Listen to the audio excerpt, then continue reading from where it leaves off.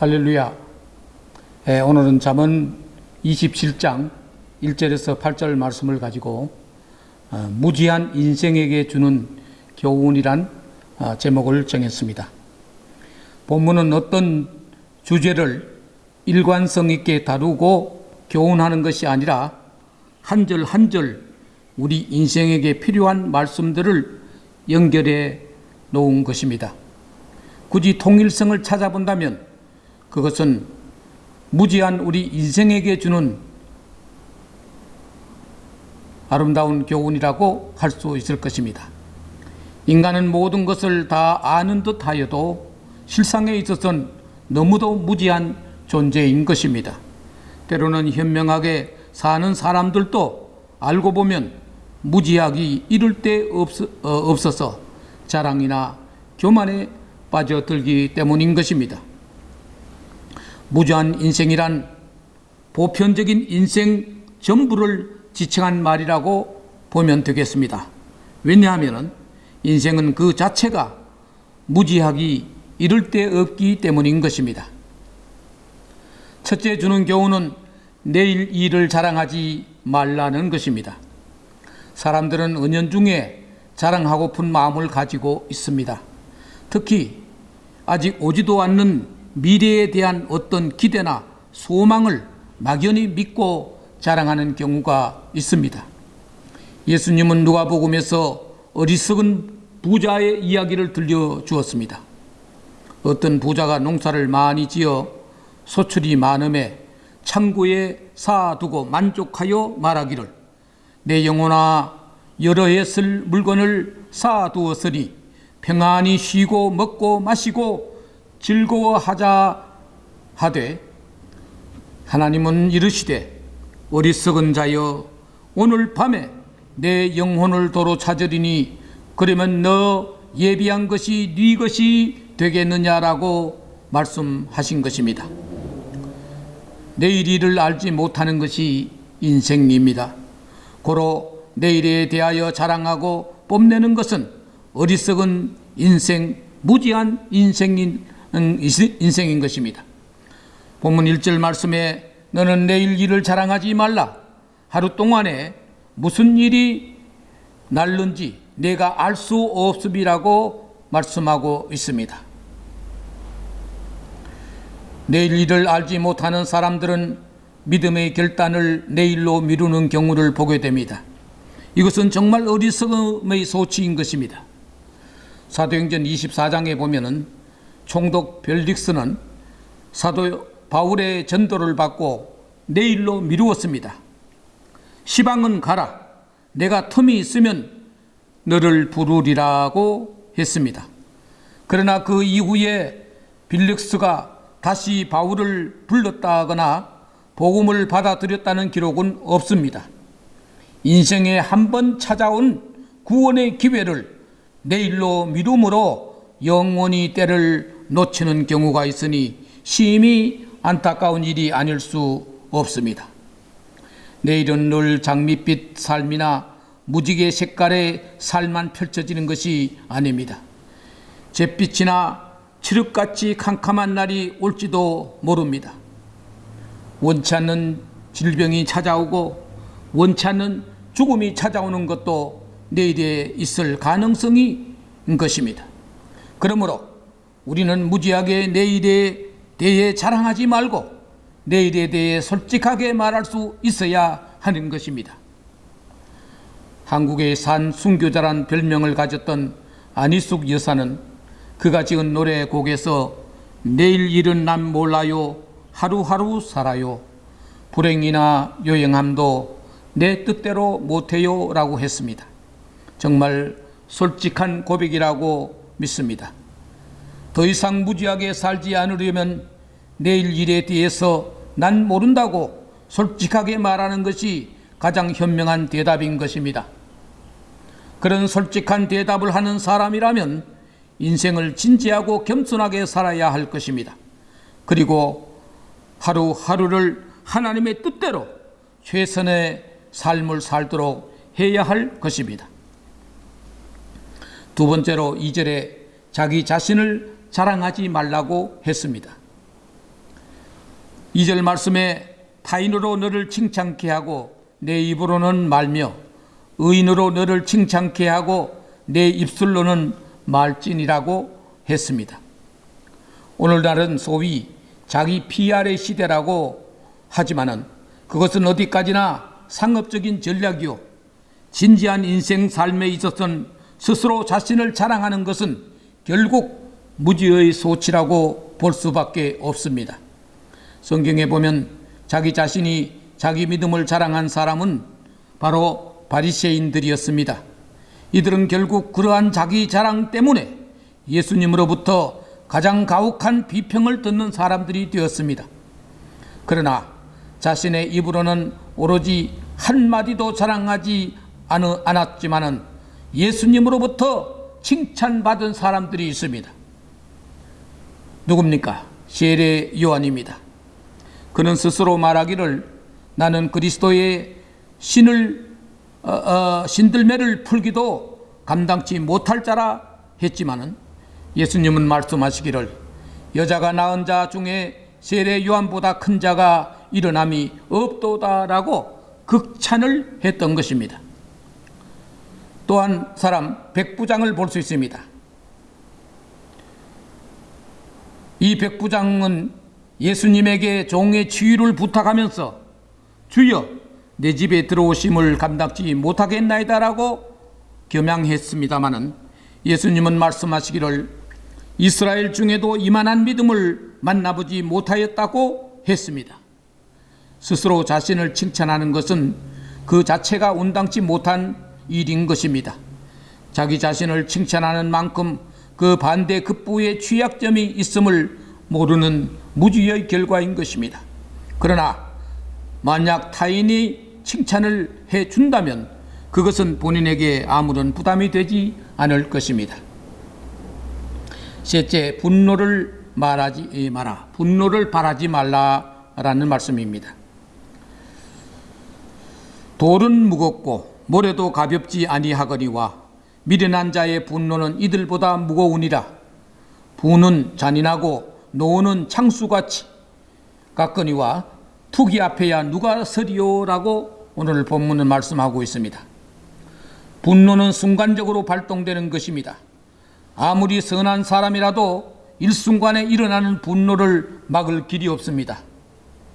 그러나 그 분노를 오래 품고 있으면 그것은 곧 범죄로 연결되게 되는 것입니다. 압살롬이란 사람을 압니다. 다윗의 아들이지요. 이 사람은 자기 여동생이 당한 수치에 대해서 그 분노를 마음속에 2년 동안이나 간직하고 있다가 결국 보복 살인을 하게 되는 것입니다. 그래서 큰 죄를 범하게 되는 것입니다. 에베소 4장 26절 이하에 보니까 분을 내어도 죄를 짓지 말며 해가 지도록 분을 품지 말고 마귀로 틈을 타지 못하게 하라고 하였습니다. 미련한 인생은 마치 분노를 오래 가슴에 품고 있는 것이 무슨 큰 영광인 것처럼 착각하기도 하고 자신이 대담한 사람인 것처럼 생각하는데 이것이 바로 미련의 소치인 것입니다. 그것은 마치 독을 품고 사는 것과 같고 썩은 음식을 보관하는 것과 같아서 자신에게 아무런 유익이 없는 것입니다. 이런 분노는 투기, 즉 시기하는 마음을 일으키게 되고 결국에는 향수, 홍수같이 감당치 못하게 터지게 되면 수많은 피해를 입게 되는데 그 첫 번째 피해자가 바로 자기 자신이 된다는 것입니다. 네 번째 교훈은 면책이 숨은 사랑보다 낫다는 말씀입니다. 여기서 면책이란 말은 책망받는 것을 말합니다.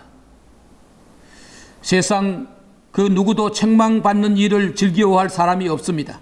그러나 그것을 달게 받는 사람은 큰 유익이 있는 만큼 그것은 숨은 사랑보다 나은 것입니다. 지혜로운 자는 친구의 면책을 달게 받는다고 하는 것은 동서고금을 막론하고 현명한 사람들의 한결같은 태도였습니다. 노노라는 책에서는 충고하고 벗을 선히 인도하여라고 했습니다. 또 노자라는 사람은 말하기를 믿음 있는 말은 아름답지 않지만은 아름다운 말은 믿음성이 없다라고 했습니다. 신언 불미요 미언 불신이라고 했습니다. 가룟 유다는 예수님의 책망을 받고 회개할 수 있는 기회를 얻었음에도 불구하고 그는 돌이키지 않으므로 결국 크나큰 죄악을 저지르게 된 것입니다. 남이 내게 하는 칭찬에는 얼굴 붉힐 줄 아는 사람이 되고 친구가 하는 충고는 좋은 약처럼 받아들일 수 있어야 그가 진정 현명한 사람일 것입니다. 면책은 친구의 입으로만 전해지는 것은 아닙니다. 하나님의 말씀이 우리에게 많은 충고와 책망을 하고 있습니다. 이를 문자로 된 글자만 읽지 말고 하나님이 지금 내게 주시는 책망이나 충고로 받아들인다면 그는 정말 지혜로운 사람이라고 할 수가 있겠습니다. 다섯 번째로 진리에 갈급한 사람이 되어라는 말씀입니다. 7절 말씀에 배부른 자는 꿀이라도 싫어하고 줄인 자에게는 쓴 것이라도 단이라고 했습니다. 여기 꿀이란 꿀과 같이 달고 영양이 있는 하나님의 말씀을 지칭합니다. 이 세상에는 자기 교만과 자기 포만감에서 더 이상 진리의 말씀을 경청하지 않으려는 사람들이 많이 있습니다. 진정 많은 것을 아는 사람은 자신의 부족과 결핍을 깨닫지만 오히려 무지한 사람은 모든 것을 다 아는 것과 같이 생각하여 하나님의 말씀을 가볍게 여기는 경우가 있는 것입니다.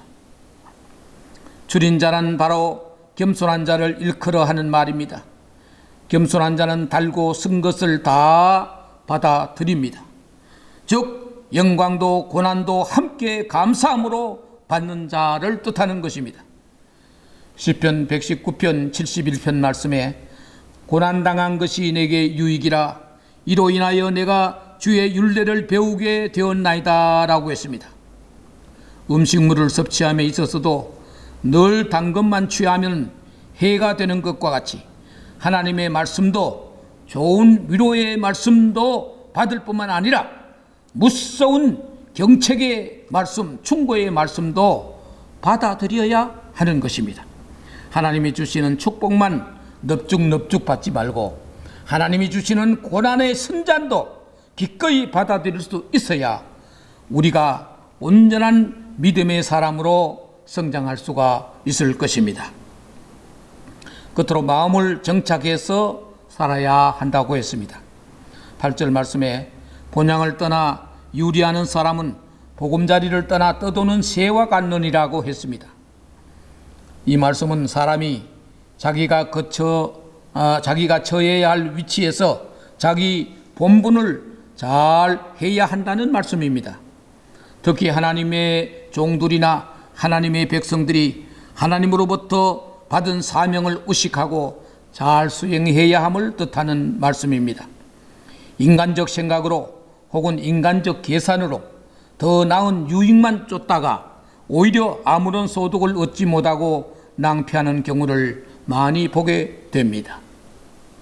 옛날 요나 선지는 자기가 받은 하나님으로부터 받은 사명을 회피하려다가 크나큰 낭패를 당하였습니다. 비록 모든 것이 자기 생각과 다르다고 할지라도 그것이 하나님이 원하시는 것을 안 이상 내 생각을 접고 하나님의 뜻을 이룩하도록 최선을 다해야 하는 것입니다. 자기 유익만 계산하는 사람을 옛날에는 주선안을 튀기는 사람이라고 하고 요즘은 계산기를 두드리는 사람이라고 합니다. 정말 모든 인간의 계산대로 살아서 행복을 이룩할 수는 없습니다. 마음이 정착하여 하나님의 말씀대로 살고 순종하는 삶을 살고 헌신하는 삶을 살 때 진정한 은총이 있는 것입니다. 특히 오늘날은 신학을 연구하는 전문 신학자들 가운데서도 믿음에 대한 확신을 갖지 못해서 종교 다원주의니 하는 성경과 관계없는 구원을 말하며 스스로 혼란에 빠지기도 하고 또 남을 미혹에 빠지게도 합니다. 디모데후서 4장 3절 말씀에 말세에 사람들이 귀가 가리워서 자기 사욕을 쫓는 스승을 많이 둔다고 했습니다. 이런 혼란한 시대에 마음과 믿음을 하나님께 정착하는 사람이 진정 지혜롭고 현명한 사람인 것입니다. 고린도전서 15장 58절 말씀에 그러므로 내 사랑하는 형제들아 경고하며 흔들리지 말며 항상 주의 일에 더욱 힘쓰는 자들이 되라고 하신 말씀을 명심해야 하겠습니다. 오늘 우리 어리석고 무지한 인생을 향해 주시는 이 좋은 교훈의 말씀들을 다시 한번 기억할 수 있기를 바랍니다. 먼저 내일 일을 자랑하지 맙시다. 내일은 내 날이 아니기 때문입니다. 둘째로 자기 자신을 자랑하지 맙시다. 미련의 극치를 보이는 것이 바로 자기 자랑인 것입니다. 세 번째로 분노를 쉬이 바라는 사람이 되어서는 안 되겠습니다. 독소는 빨리 없앨수록 좋은 것이고 분노도 역시 그렇습니다. 네 번째, 책망을 수용하는 사람이 되어야 합니다. 입에 쓴 약은 몸에 좋은 것이 많습니다. 다섯 번째, 진리의 말씀에 갈급함을 가집시다. 마지막 끝으로 마음을 하나님께 정착하고 사는 사람이 되시기를 바랍니다. 이런 좋은 교훈을 수용함으로 하나님의 영광을 드러내는 저와 여러분의 삶이 될 수 있기를 축원합니다.